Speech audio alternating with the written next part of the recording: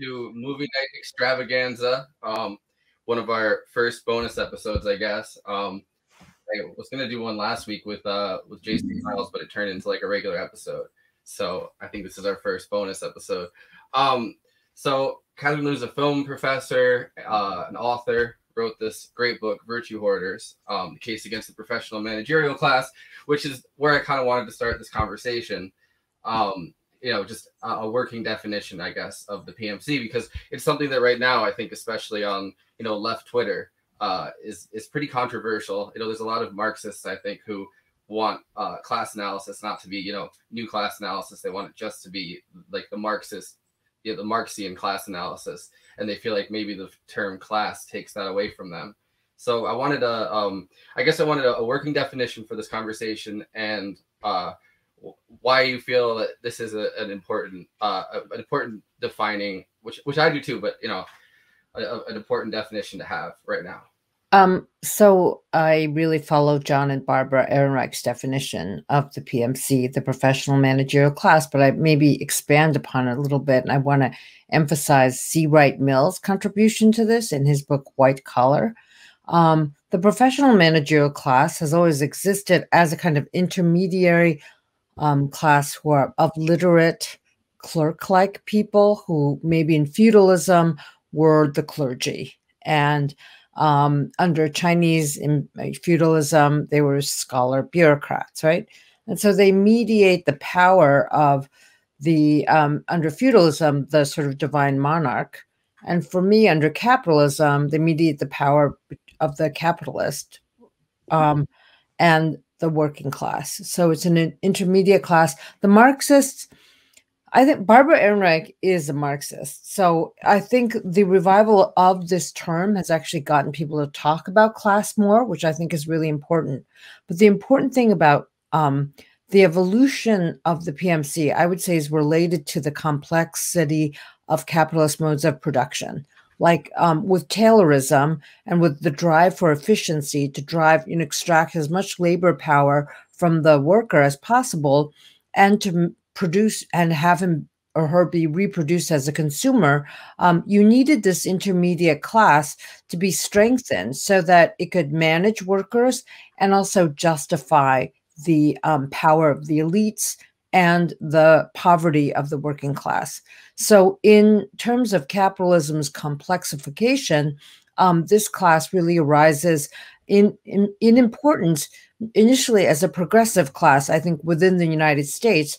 Doctors, lawyers, and these were small town doctors and lawyers, not necessarily located in the big cities, who were outraged by the depredations of capitalism in the late 19th century, early 20th century. I'm really talking about the United States now. So I moved from like a global vision of like the economic order to the United States. And partially because I think the US is really a pioneer in creating this class. It's a credentialed elite.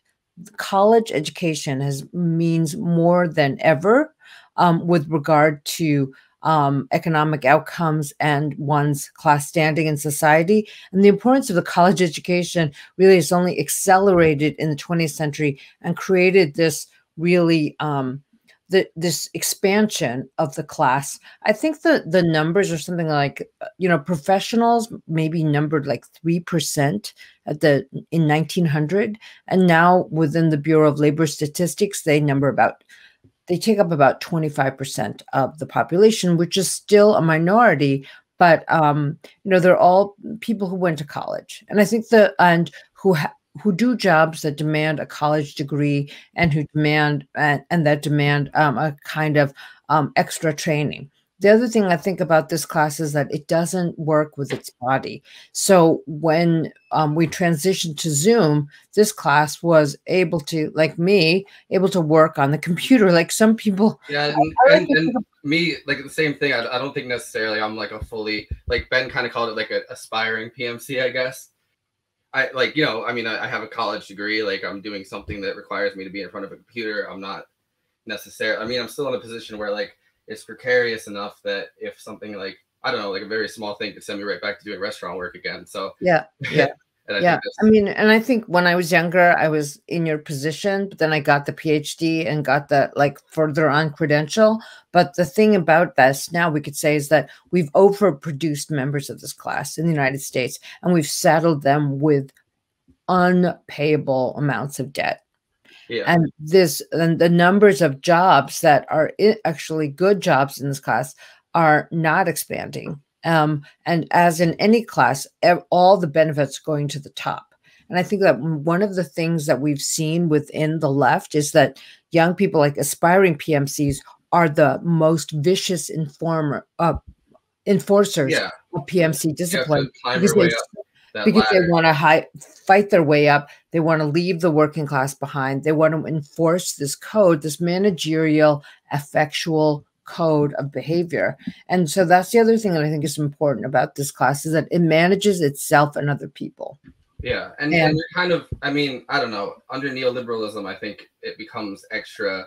You see it more because all of a sudden management really is everything, right? Like data analysis, managing, just managing everything, like apps, like we have, on our phone, like our social lives are managed by apps, like so it really touches on every single possible part of everything can be managed now, really, like so we're kind of in a state of constant management.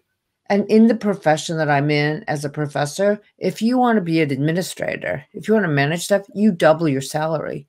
If you want to like apply for grants, kiss ass to rich people, and manage personnel, if you're willing to do that job, you're able to just, expand your salary. I'm not saying they're not like good people who are doing this job, but I'm just saying like it's another track now. It's a managerial track within every profession offers its rewards. And a lot of that has to do with your willingness to hire and fire and your willingness to like talk to really, really rich people. Yeah. And then I think that in now with social media, especially, this desire to hire and fire is kind of worked into us. Like, I think that's where kind of cancel culture plays into all of it. Right. Because even if you can't literally fire someone, you're aspiring to fire someone. So like canceling is like saying you're fired. It's got a lot of that Donald Trump energy. Yeah. So I wanted to switch to movies, I guess, and more of a global perspective because we watched Wrath of Silence and we watched Touch of Sin. And so I wanted to play the trailer for Wrath of Silence first, I guess. I figured maybe that would be a good place to start. Which is this extraordinary film that came out of China, made in 2017, released here in 2019.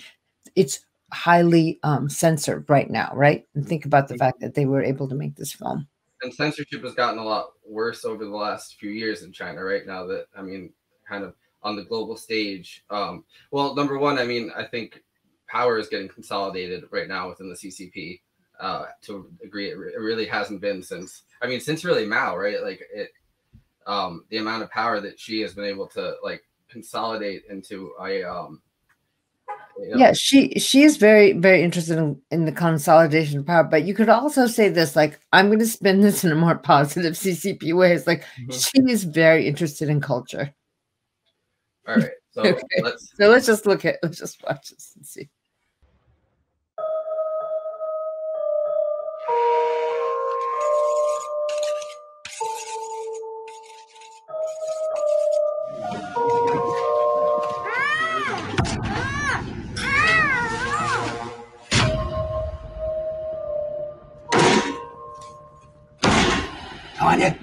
你要干嘛？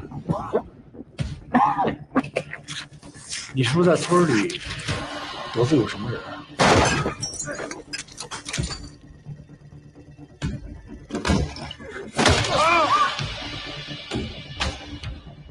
我挺需要那笔钱的。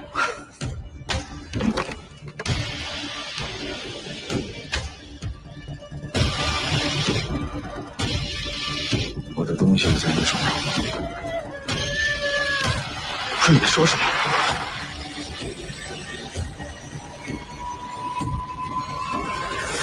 我相信你会有办法的。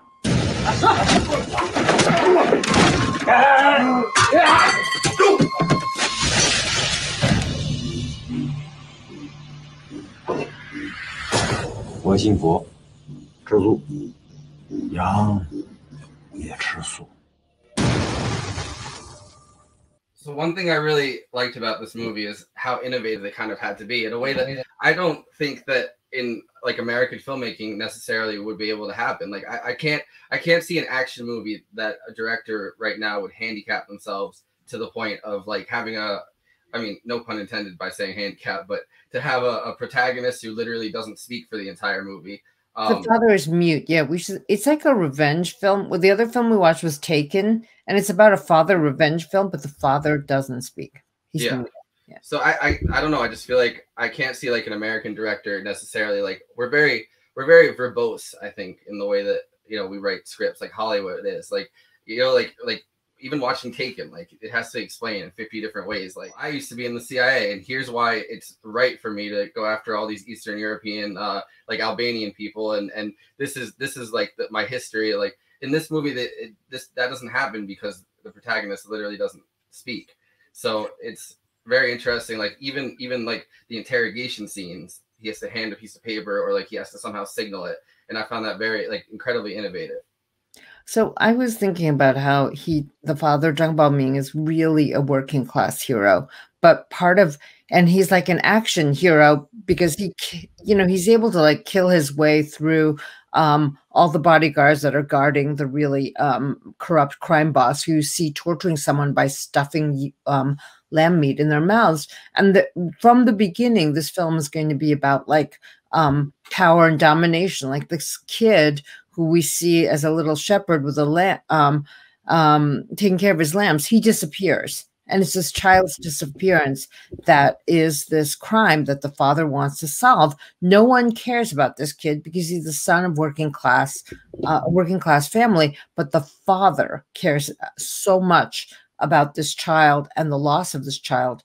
And I mean, we'll do a little plot spoiling. The thing about it is kind of horror, thriller, action, and noir, because there's no actual justice that happens at the end, and the father's like uniquely powerless. But I was thinking about how like this film's attack on local corruption really elevates, like Jia Zhangke's film that we're going to talk about later, A Touch of Sin, the working class righteousness of the protagonist. And that comes from years of, I think like communist indoctrination. Maybe in the Cultural Revolution, there's like a glorious sort of over idealization of the working class hero.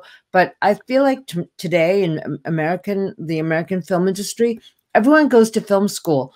Everyone comes out of this PMC white collar aspirational content producing world. There's no one who's like organically connected to the working class or a place of like mining, which is northwestern China, Shanxi province, which is actually where my my mother's family is from.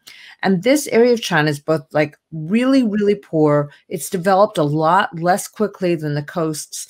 And because of mining, it was so easy for a couple of for people to just like privatize the mines and discard the miners. And so this film is about that process of privatization too. And one of the things that it does that you noted was that the investigators, right? They're not bad. They're kind of faceless, and a bunch of them are wearing the CCP buttons. So it doesn't criticize them because it's this working class father pitted against this local mob boss, basically, and cap privatizer, and like who seems to only eat lamb meat in the hot pot. And there's a lot of lamb throughout this whole movie. There's a lot of lamb. It's what northwestern China is known for. Yeah. But the whole thing about consumption and eating and the lamb carcasses is really powerful. And then what you have then is like the father, the corrupt crime boss, and his PMC lawyer who's like been executing all of his contracts and being paid off by the crime boss capitalist. And then the sort of government police come in at the end and they do apprehend the bad guys, but the crime of the disappearance of the child is never solved. Yeah. And so I think it's very interesting because you obviously have these moments where you see the two children, because there's a second child obviously that is kidnapped by Like, because the crime boss to like put the thumb screws on his lawyer. It's the lawyer's child who is kidnapped, and she lives in a really like beautiful apartment. Her dad is a lawyer. This little boy lives, you know, in one of these like converted cave homes from northwestern China, and the two of them in a kind of fantasy scene that you thought was so extraordinary sort of look at, you know, are united in some way. And it really has that beautiful thing where they're standing on the hill and it just rises up and you see the cityscape behind them. Right. You've seen this like really rural, well, you know, beautiful, but, you know, the yellow earth, high, lowest steps. And then the camera rises up when the two of them are walking and you see like the city beyond them. And this is an incredible scene. And I think it also resonates with one of the early fifth generation films, Yellow Earth, which is also an incredibly beautiful film about this really, really poor part of China during the 1930s when the communists were there on their retreat, ready to escaping the nationalists and the Japanese, trying to ready themselves for fighting the Japanese. But one of the things that the communists had was a real cultural program. And in the Yellow Earth, which came out in 1987, the communist soldier is sent off to a village and he's asked to collect folklore and folk songs to bring back to the communist headquarters so they can like write propaganda songs to raise everyone's morale because it's incredibly difficult there. So it's about a communist soldier who meets this very, very poor family, and it's also about two children and a boy who's mute, and he's a shepherd. So I feel like there's all this intertextuality, there's an incredible richness, and it's not. The communist soldier is very upright, but he cannot rescue the children from their lives of poverty.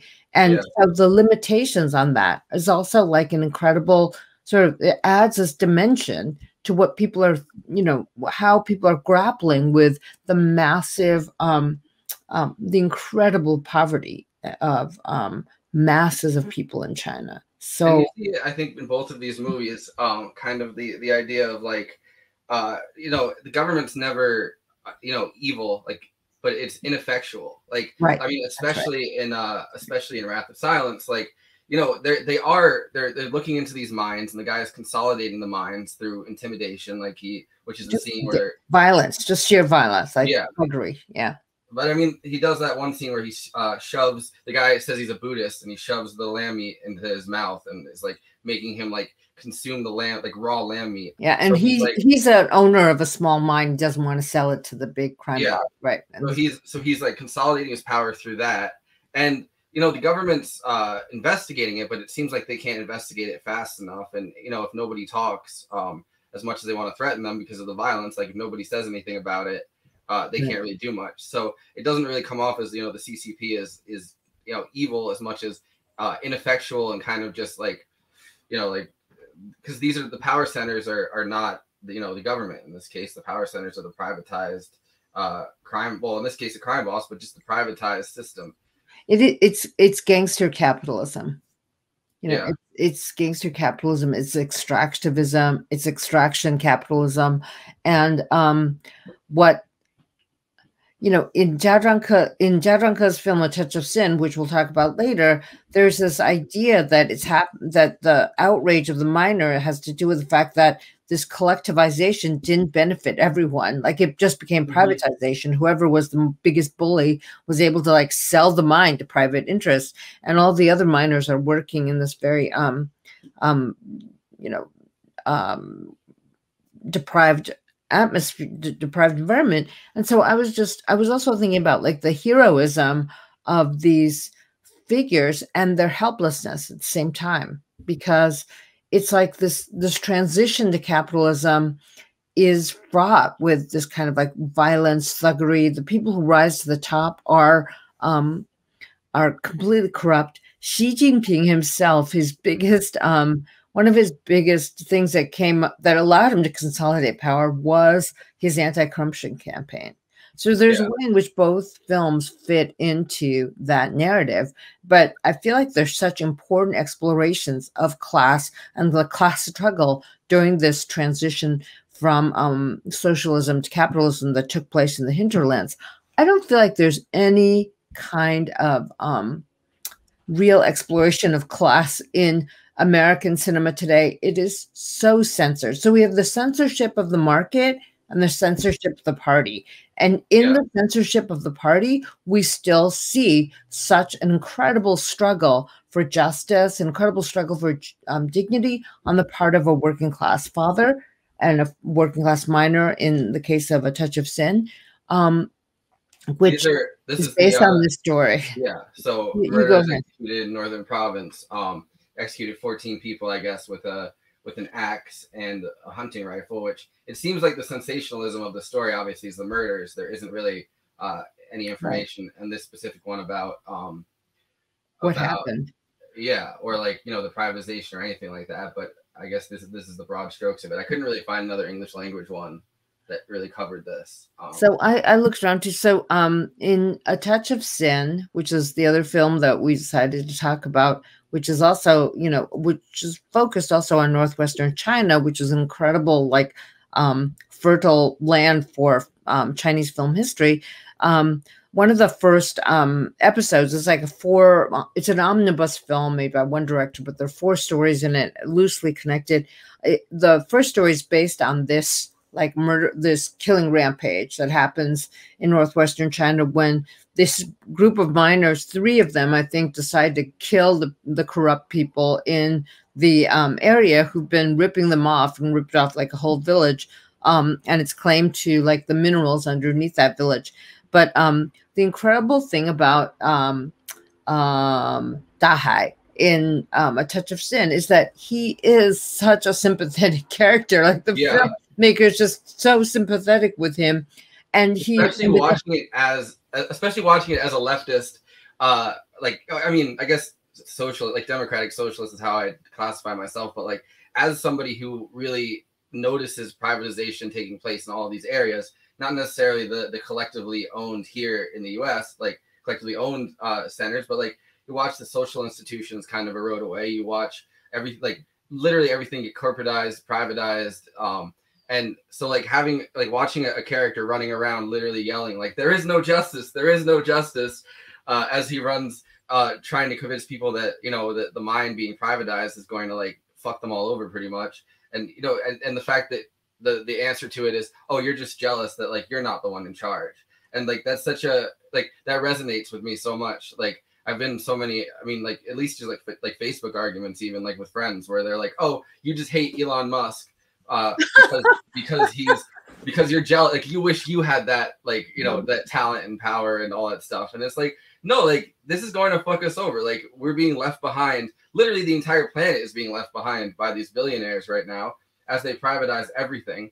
Like Elon Musk is buying up towns. Bill Gates is the largest landowner right now in the United States. Like that doesn't terrify you. And the answer from a lot of people is like, oh, well, you're just jealous. Like I know. I can't believe they say that. I can't believe it. But so the guy who Dahad, the protagonist, comes up in the world in the mine and has a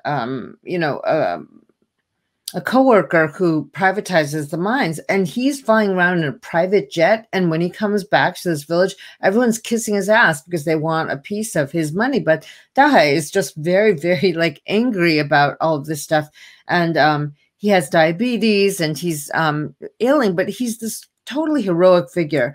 The actor just is, you know, really embodies this like working class sensibility. He's got this big coat. He wears it all the time. There's no heat indoors. Anyone who's like knows China knows like he lives in that. He's like inhabiting that world. So with such authenticity. And I feel like there's this moment that's really surreal at the beginning of the film that I really love, where he's been trying to get people to organize to question or to sue the owner of the mine. Now that he's like, we own this mine. Like, why is this happening? And it's not really working, right? Everyone's like hoping just for a piece of the pie. But he walks into this restaurant and there are 3 women who see him and they say, Dahai, and they greet him. And then they start singing this folk song. And the camera pans towards them, and it's like there's a horizontal pan, And it's like we go into another genre. It's so far it's been noir, social problem film. And suddenly we're in this like folklore musical genre.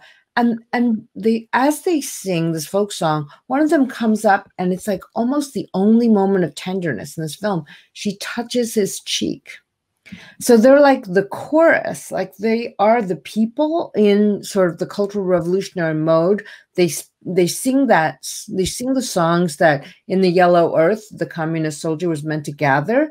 And they show him like so much humanity and tenderness, just as these kinds of witnesses, like, oh, you're here, you're familiar with you, you're our comrade. And in every other scene that Dahai's in, he is he's being persecuted. So it's almost surreal. And you have this moment where the director Jaranka has sort of pushed against the limits of the genre again. And then there's another moment in the film when you have a completely surreal, like it's actual non-diegetic sound. And it's when he decides that no one's going to help him. The government is not going to, he wants to petition the White House, the equivalent of the White House, Zhongnanhai, to tell them about this corruption, this local corruption. The woman at the post office says, you can't just write a letter to Zhongnanhai. You can't just write. And then he realizes that the mayor of the town is in on it. The thugs around his friend, who's now like jetting around a private jet, have beaten him up with the golf club, and he's like permanently disfigured. He spends like half his episode with this bandage around his head, and he takes out his hunting rifle. He unwraps his hunting rifle. Like, they live in sort of remote China where you can still hunt, which is unbelievable. Like when you think about how remote that is, because China is so densely populated and developed now. Yeah. So he gets his he's in his room. He unwraps his rifle, and the camera pans once again to this like tiger blanket that he has on a chair. And at that moment, you hear the roar of a tiger. And it's almost the only non-diegetic sound. And that tiger, and the tiger roars, like this tiger on his blanket, like actually, goes, wow.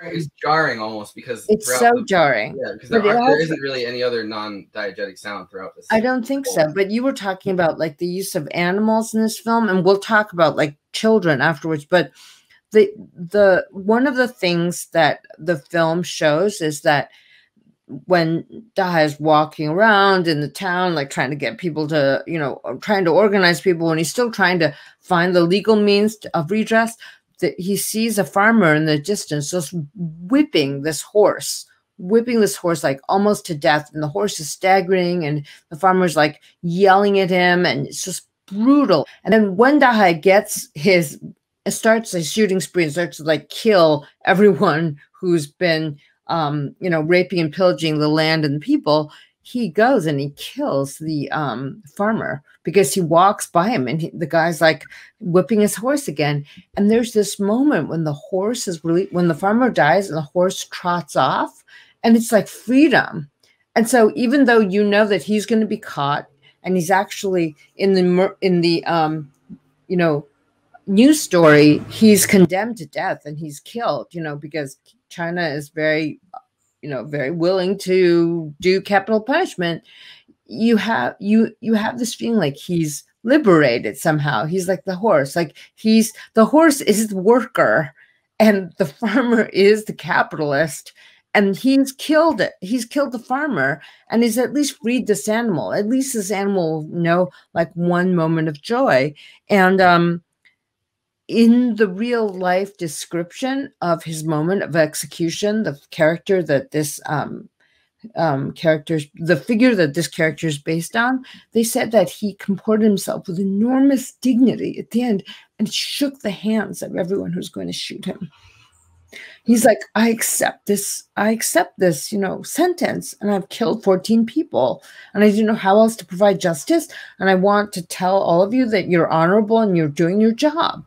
I mean, it was just, he's a folk hero. Like, that's why he's a folk hero. And he has that really, the actor in this has that really almost beautiful moment where he finally, I mean, it's horrifying, but it's also kind of transcendently beautiful when he finally shoots the mine owner that in the car. In his BMW, in his fancy BMW. Yeah. And he's covered in blood, and he just has this smile on his face that's like, feels like he so it's like, it's an extremely class-based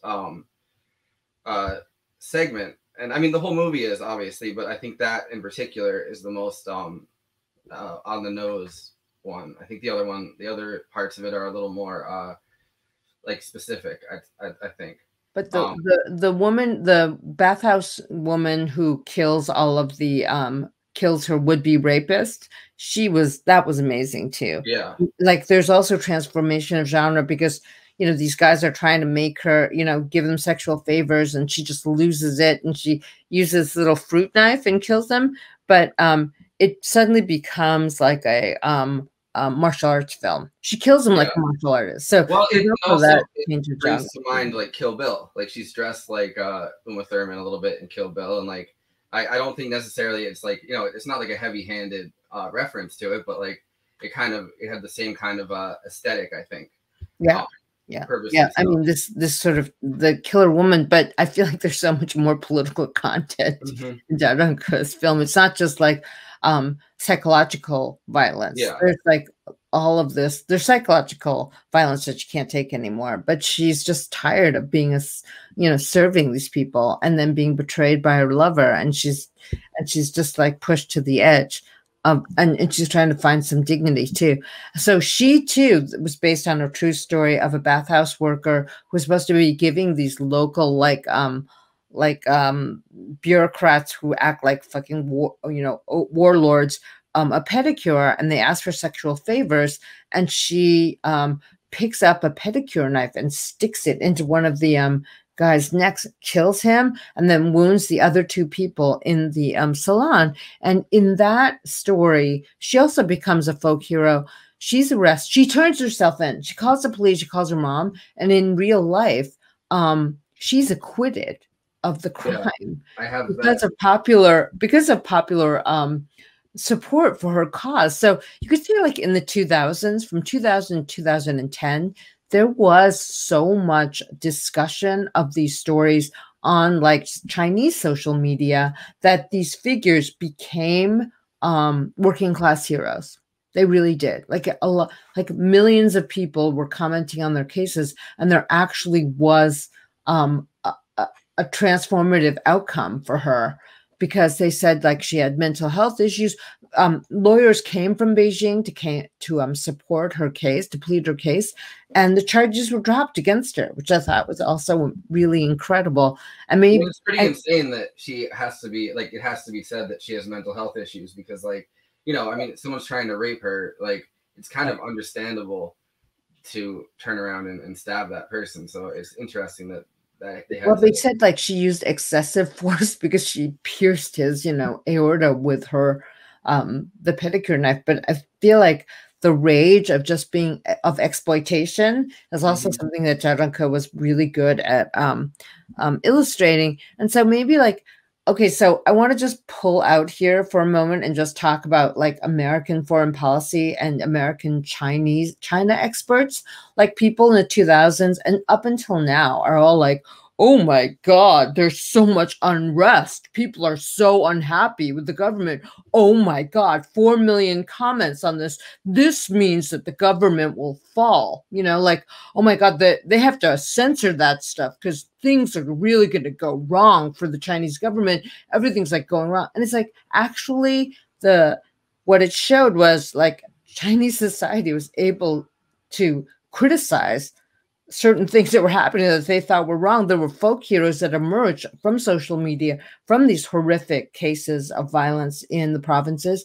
And like, there was some kind of political transformation that people were getting. And they were like, oh my God, the CCP is so scared of this. It's like, think about like all the propaganda that were fed in the United States. Like, it would be as if BLM last year, when everyone was so outraged about George Floyd, the CCP would like constantly say in all of their coverage, like, the US government is about to fall. Look at all of these unhappy people. I'm an America watcher. I'm an America hand, and I'm going to tell you that the days of this government are numbered.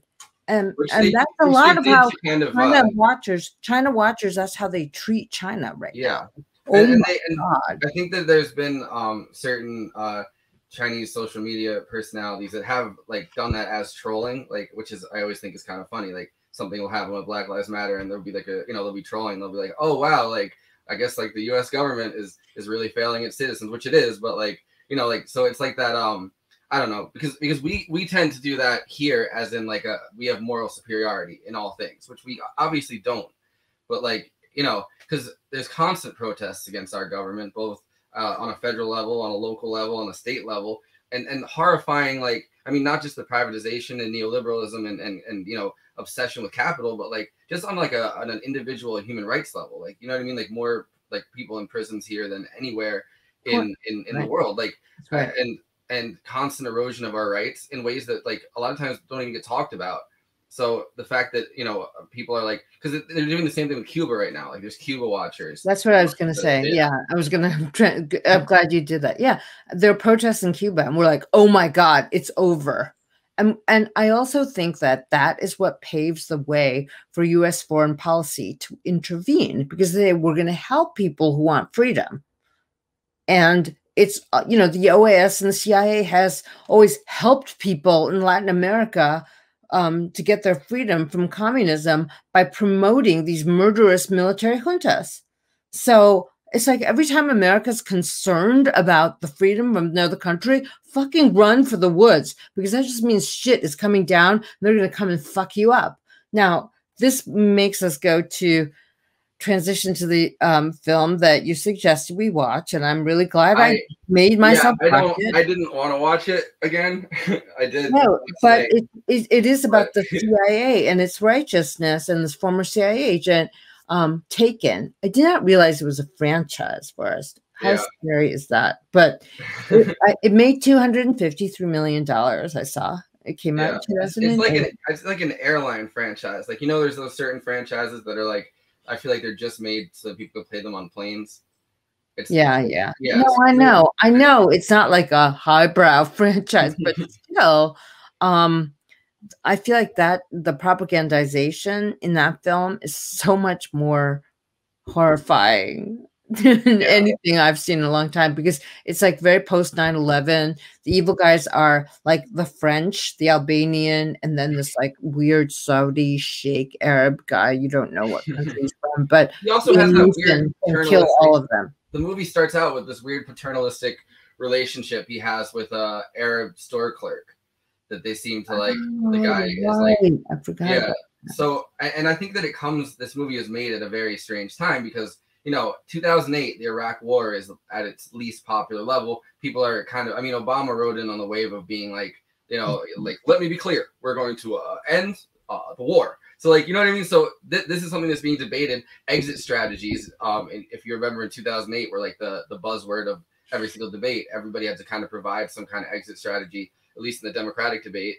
And so it kind of rides in on this when, I don't think people are looking for like an Arab or Middle Eastern character to just fuck up anymore. Because for a little while, I think from 2001 to 2006, you didn't really have to provide like a rationale for like beating up Middle Eastern people in movies, like culturally. Like think about like 24 was on, and like all the shows where it's just like, oh, they're Arab, so they must be jihadists. Like, okay, like now we're into the plot. So we can call that high Islamophobia. Like, taken then is like a little more ambiguous. Yeah. That's good. It's like Russian. Well, I feel like Albanians are like the Russian Arabs, kind of. You know what I mean? Like, it's enough like both that they're like, well, Russia was scary back then, and Arabs are scary now. Like, let's just figure out a way to like make them like consolidate them into a and they're so scary. And like, it's a country of 3 million people with like a GDP like half the size of California's, or less even. I was going to look that up today, but I just brought out some numbers. We could do it afterwards in post-production.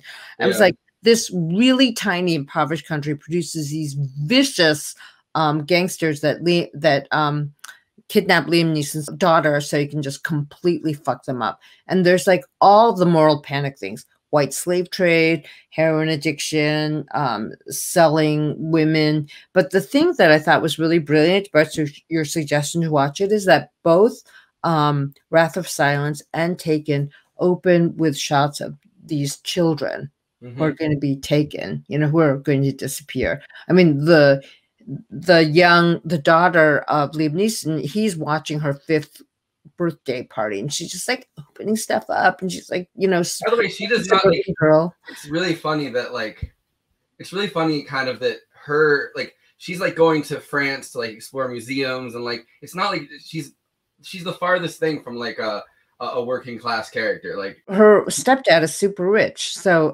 that's one of the reasons why Liam Neeson's wife. Funny thing about the stepdad that I wanted to bring up. Last Wednesday, J. Andrew World, who does who's like on the show with me and who's on GTA, we watched a movie for the same actor, Xander Berkeley, that plays the stepdad, was in this 80s movie that we watched, and then he had his friend Gabriel on the stream, and it turns out he made a movie recently with Xander Berkeley, is in his documentary. So we watched this documentary trailer. So we kept being like, oh, like Xander Berkeley, like I guess it was like a not like an inside festival, a Xander Berkeley festival. Yeah. So then seeing him in this movie again, because I completely forgot he was. The second I saw it, I was like, Xander Berkeley. Because I tweeted something about it, and he saw my tweet and like liked a bunch of my tweets in a row. He liked my like Donald Rumsfeld cut that I did and that tweet, and I was like, oh, like, because it turns out I guess he's a really nice guy, which I mean he seems like, but the first time I was really introduced to him as an actor, I mean, like, I've seen him in things, but like, not just a character actor, was he was in Walking Dead, and he was just that really he was the president guy of Hilltop, the politician. Oh my God. Yeah. Oh yes. Oh my God. He was like a total perv. That's right. He plays his really evil. That's weird. He's just scared and like cloying and like instantly bent, like, because diplomacy has no place really in the apocalypse. And he's like, oh, like, I'll just give you half our stuff. Like, it's fine. Like, so I don't know. So he just seems, he's so good at playing that character in that.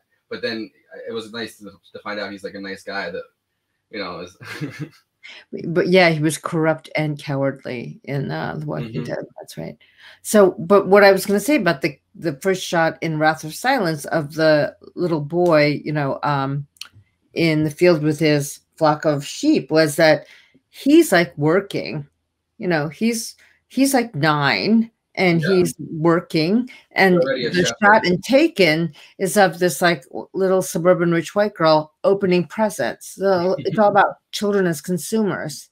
And horse, her stepdad gives her like a horse or something, doesn't he? Yeah, Xander Berkeley gives her a horse, and Liam Neeson gives her a karaoke machine and feels really humiliated. Like, that's the class analysis there in that film, right? It's all like middle class versus 1%, and the economy is about to crash. I think this film was made before it was released in France in January of 2008. So like the economy had not crashed yet, but we were on the precipice of that, and that was like, he's like ex-soldier, ex-CIA, struggling guy who can only afford to give his daughter a karaoke machine, and his daughter's going to go and then turn around and get a horse from her rich stepdad. Yeah. But I wanted to talk about this kid in Wrath of Silence and this little shepherd boy.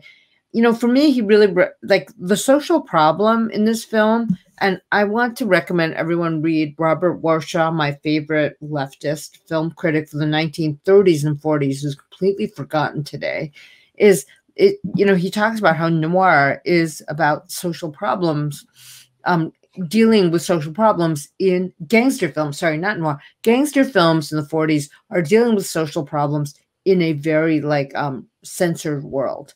And this is what Wrath of Silence is for me too. But the social problem that China, we forget how much censorship there was of. Well, there was the Hays Code. There was the Hays Code. Yeah, no, but like we go after like all these other countries that were like, oh, there's so much media censorship.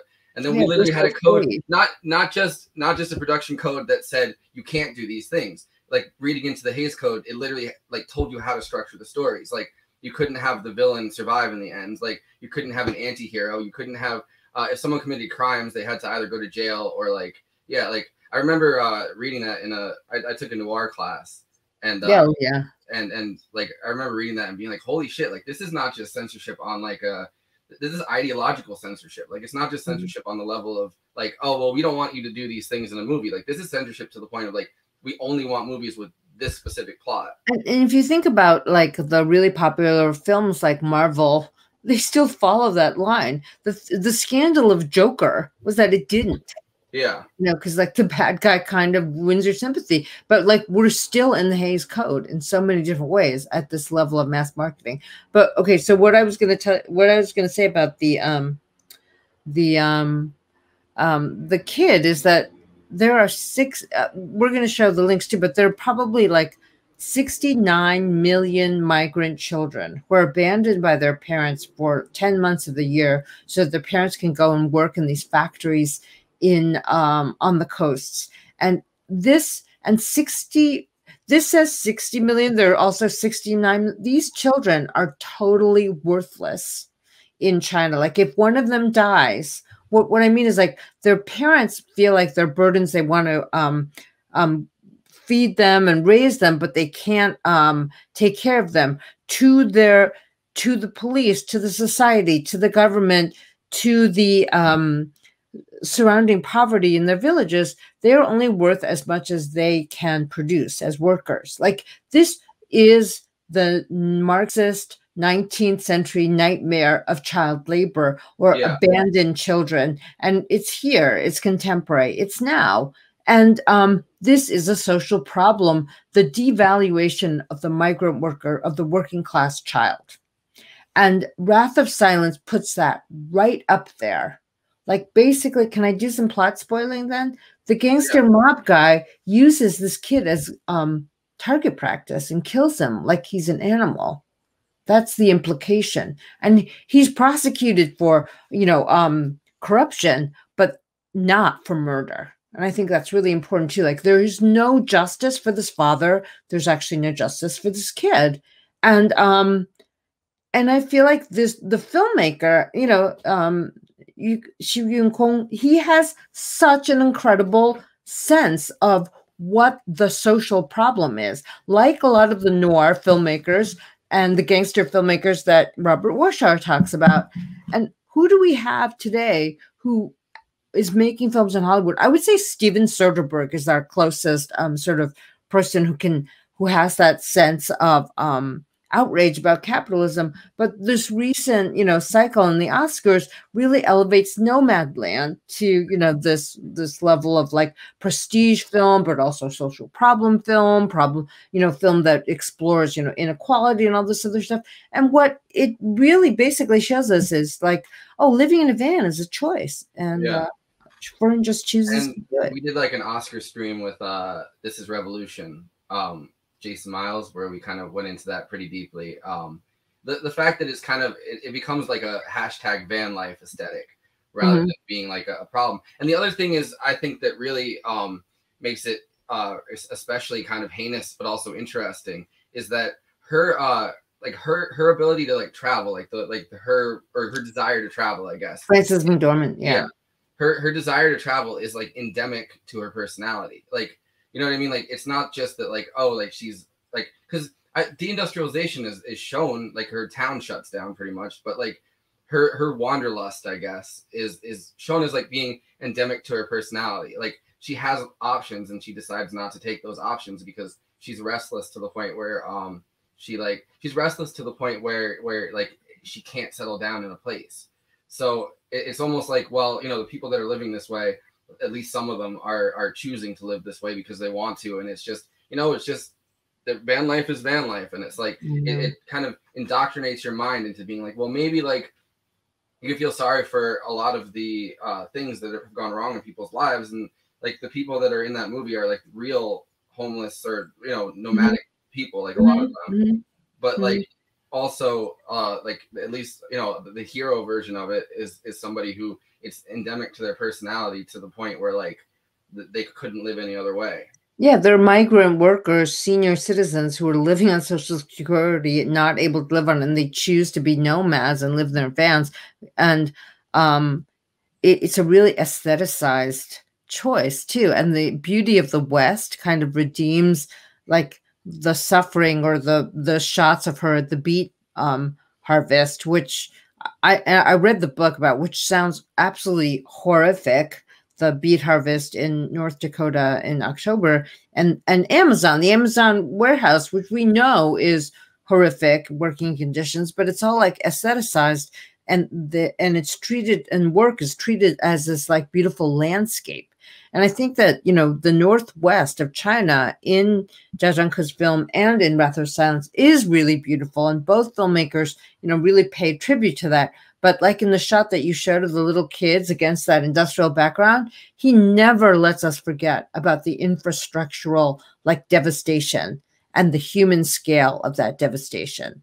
And he never romanticizes that beautiful landscape. The only time that I think, not to interrupt you, sorry, but the only time I think really American filmmakers have really gone into deindustrialization as much as something like that, where it's like horrifying and abandoned and like really like left behind is the perfect term for it, is in the 80s. I've noticed a lot of science fiction dystopic stuff, like when you like RoboCop is a perfect example of it, or we're watching for tonight's episode Repo Man, like, you know, in the whole movie, he's running past like these abandoned buildings, and you know, it's like, well, if we keep deindustrializing, like our massive cities are going to just become these like sprawling, empty wastelands. Yeah, and but now that actually has come to pass, like big stretches of the country, like entire states, like West Virginia and stuff, are like, you know, like are literally like ex-company towns. Like that's kind of where it started from. Like these mining companies decided to just abandon towns, like, because the town was centered around the mine. Like that's not covered at all, because we consider those people like almost undesirable. Like you don't, it's not very often. And Steven Soderbergh did that movie Logan Lucky, I guess, right? That was his that's like the only time I can think of like a West Virginia people struggling in West Virginia even being considered like there's the right-wing version of this, J.D. Vance's Hillbilly Elegy, which I haven't seen. I watched 35 minutes of it because it was up for an Oscar, and I was doing this thing with my friend Karthik, where we were trying to go over as many Oscar movies as we could, and then we were going to either film something or write something. It ended up becoming the This Is Revolution stream that I referenced, but it was not like, I watched 35 minutes of it for that, and I was like, I can't. I didn't even know who J.D. Vance was. I mean, I knew that he was the Hillbilly Elegy guy, but I didn't know he was like an aspiring politician until recently, like until I watched that. Really, like, I don't know, not good, not a good movie. I tried to read the book too. I read about half the book. I read Nomadland, the book too. Not a good book either. It turns out that Jessica Bruder, who wrote for The Nation, wrote Nomadland, is like this trust fund kid who lives in Brooklyn. Well, so the Nomadland book is a lot more critical of Amazon, right? Like that's the. Not really. I mean, that's what everyone says. Like, that's why I read it. It was like, oh yeah, this is going to. It is critical. It is more than the film. Yeah. But very much like slumming it. You know. Well, she works. Okay, she works at Amazon and she quits in the middle of her job. She works in the beet harvest and she quits. It's like she tries to be. You know, Barbara Ehrenreich did Nickeled and Dimed, where she went in and worked as a hotel cleaner, and she said, I can't use any of my white collar world upper middle class resources. Like I have to live this way for 6 months. And she like, you know, damaged her body. Yeah, I read that in like 7th grade, I think. That's great. I can't believe it. Like a PMC private school that really like embodied like the red diaper baby style, like PMC culture. But it was like, did you go to the Little Red Schoolhouse? No, it was in upstate New York. It was High Meadow. It was like, it was an offshoot of Waldorf schools, but they decided that the Waldorf schools were too strict for them. So it's very Protestant in that way. Like, you know, like one sect of like Montessori school type of things, like leaves another sect, and then that sect decides, well, we want to start our own school where the rules are just a little bit different, like, but we still believe in the same immersive style of learning that, you know, but yeah. But I just wanted to contrast Jessica Bruder with Ehrenreich. Like Bruder lasts a week in Amazon, and she lasts like a week at the beet. I think she lasts like 3 days at the beet harvest, actually. Damn. Like she's like, I gotta go back to Brooklyn. No, I'm sorry, I don't want to trash her too much, but it was also very boring. It was not a good, something about it was just very deadening. So so I'm really glad that we talked about these films that we looked at them seriously. The thing, if we do want to talk about film criticism, and I want to go back to Robert Warshaw and say that, you know, talking about films is one of the most convivial, like incredible activities that we can do, and experiencing like a good film is just like so raw when it's a good film. And I feel like in film studies, by making it academic, we do provide like more historical or theoretical frameworks to think about it, but we've also like taken away like just the general like shooting the shit stuff ability to talk about film, respond to it in this very immediate way, which is why this book by Warshaw is called The Immediate Experience. He's this leftist, but he says every left cultural critic should be able to respond to the culture in an immediate way, like the most naive viewer, and like right from that point of view, and take on what you're looking at, what you're seeing. And I feel like a lot of times now people do just the opposite. They try to move academics and PMC film studies types. They try to move us as far away from that immediate experience. And part of that might actually be like the 70s feminism that condemned objectification of women, like Laura Mulvey style. So she really condemned the Hollywood style. We were told like narrative cinema was bad because it offered us closure. It was like taking away all of these pleasurable things in cinema. It's that very postmodern version of reading film. Like it needs to fall into these certain categories, and those categories need to be critiqued, and each one of them has to provide like an extremely I can't even think of the word, like it has to flip it on its head, and like for it to be like a worthwhile film experience, or else it's subverting the conventions. Yeah. No, and the other thing is like the other thing I think is really sad about a lot of that film theory and film criticism, and people really believe this at the time, was that, you know, you could change the world by just making avant-garde film and making everyone watch it, and that's which is something the new left kind of bullshit. Yeah, no, but the new left culturally, I mean, kind of felt that way about everything. You know what I mean? Yes, that's right. This is the PMC moment. This is the PMC takeover of the left, right? This film criticism totally participated in that. It's like, let's take this really unpopular thing and make like all the masses follow us. Like, let's take Jean-Marie Straub, and like if everyone can watch 3 hours of like the most like stultifying, incredible but stultifying film, then like we'll liberate the masses from their bad taste. I think that is the opposite of this. I want to keep like promoting him. It really creates also this echo chamber where to get an award you have to have this certain critical response, because like, you know what I mean? So filmmakers now they chase those reviews, and they chase that certain social impacts that their movies would have, I guess, to try to get those awards. So suddenly the critics aren't just criticizing movies and like analyzing them. Suddenly the critics are kind of in charge of like the further plots of the movies, like the next movies that are being made. Like people are like, well, I'm thinking about what the critics are going to say about this, and like what scholars are going to say about this, and what the awards show people are going to say about this. Like it needs to be a certain level of woke, because otherwise I can't get an award. So I was going to say you're now transitioning us from like the avant-garde to the woke. I don't know, like if we wanted to tread on that right now. I mean, we're almost at the end of our time, but I do think that is the transition. Like we're leading the way. Culture leads the way. Well, you know what? In the proper Marxist forms, no, base leads superstructure. Superstructure is a symptom, I mean, of base, of relations of production. And I mean, I think it's great what we're doing. I mean, I'm obviously like involved in superstructural things and BMC things, but I keep trying to tell people like, this is not where changing the world takes place. Like making films and watching films does not change the world. I do think, though, then you could say, like, what about these Chinese films? You just talked about all this, you know, working class sensibility and like the importance of class in all these films.